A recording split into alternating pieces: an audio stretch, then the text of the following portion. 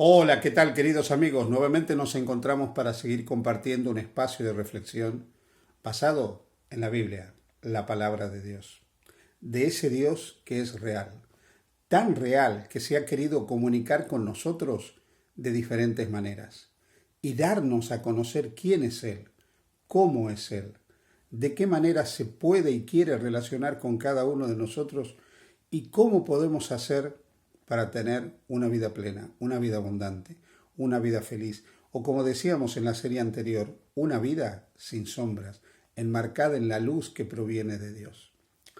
El Evangelio de San Juan es un evangelio que habla mucho de ese Dios real, cercano, que viene a morar, a vivir entre nosotros, que se hace uno con nosotros, un vecino más entre nosotros. El capítulo 3 del Evangelio de Juan es un capítulo apasionante. Tiene varias secciones, pero todas tienen un tema central: la forma en que Dios quiere y puede salvar a los seres humanos.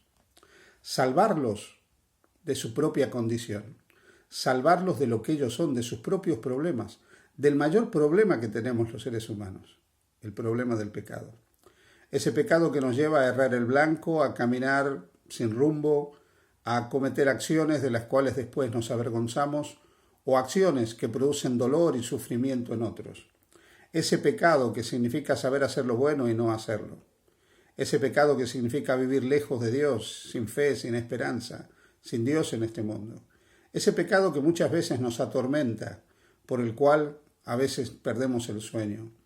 Ese pecado que es el resultado de muchas cosas en nuestra vida, o esas consecuencias del pecado que muchos de nosotros sufrimos de diferentes maneras en este mundo. El Evangelio de Juan en el capítulo 3 nos muestra cuál es el camino de la solución al dilema del pecado en la experiencia del ser humano. Y comienza con un relato bastante conocido, del cual hemos hablado en alguna oportunidad tú y yo. Es la historia de la entrevista de Jesús con Nicodemo.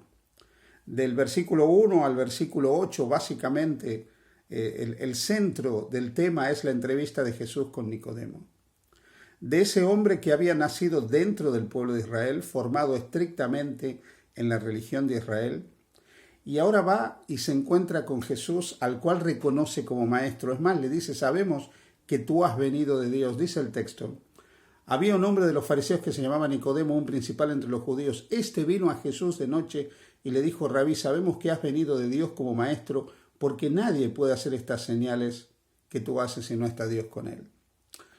Un principal entre los judíos, alguien que tenía una posición privilegiada, no solo era de la nobleza, sino que formaba parte del Sanedrín judío, el grupo dirigente del pueblo de la religión de Israel. Este hombre se acerca a Jesús. Este hombre era un escrupuloso observante de la ley. Es más, estaba convencido de que la religión de Israel era la verdad y que él había sido educado en la verdad y no había más verdad que la religión de Israel. Y la respuesta de Jesús es impactante. ¿Sí? Nicodemo, tienes que nacer de nuevo.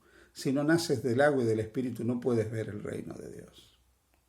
Lo primero que se destaca en esta entrevista de Jesús con Nicodemo es que Jesús no vino a salvar a personas porque están en una u otra determinada religión. La religión, la denominación religiosa no te va a salvar. Las denominaciones religiosas son el resultado de un proceso histórico del cual podríamos hablar mucho. Las denominaciones religiosas son el resultado de un proceso teológico del cual también podríamos hablar, pero son eso, son denominaciones religiosas. Y una denominación no es la que salva, por una razón muy simple: la denominación religiosa, cualquiera de ellas, no entregó su vida por ti. El que entregó la vida es el Hijo de Dios. Dios no envió a Jesús a formar grupos religiosos que trajeran la salvación a la humanidad. Ha habido y hay bastantes de estos, y habrá seguramente en el futuro. No fue ese el propósito de Dios al enviar a Jesús, al hacer que Cristo se transforme en nuestro vecino. No fue la intención de Dios con la encarnación del Verbo que se hizo carne y habitó entre nosotros, crear una nueva religión dentro del gran espectro de religiones, una nueva denominación que luego se dividía en muchas otras denominaciones. No, ese no es el plan de Dios, porque las denominaciones no tienen poder salvador. A continuación, en el capítulo 3, luego que Jesús le dice a Nicodemo, tienes que nacer de nuevo, dice algo que es impactante, versículo 16, versículo conocido. Porque de tal manera amó Dios al mundo que ha dado a su Hijo unigénito, para que todo aquel que en él cree no se pierda, mas tenga vida eterna.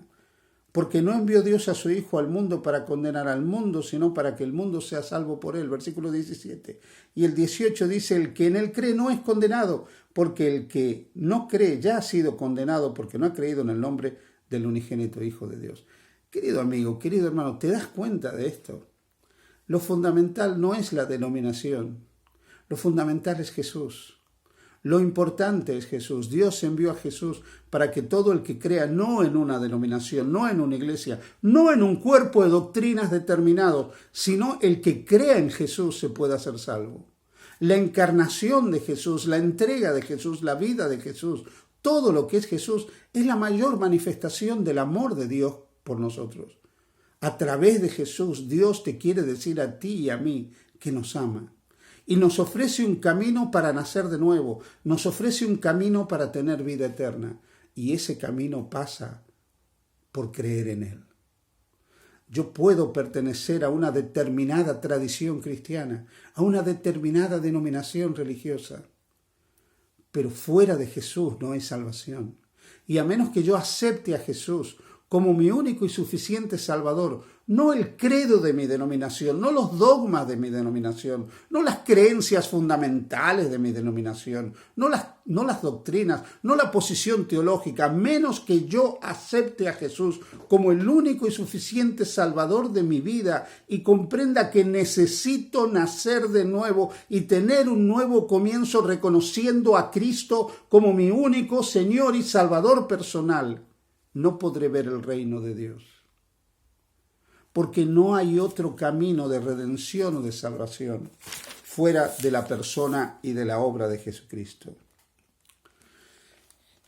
El versículo 36 del capítulo 3 de Juan dice, el que cree en el Hijo tiene vida eterna, pero el que rehúsa creer en el Hijo no verá la vida, sino que la ira de Dios está sobre él.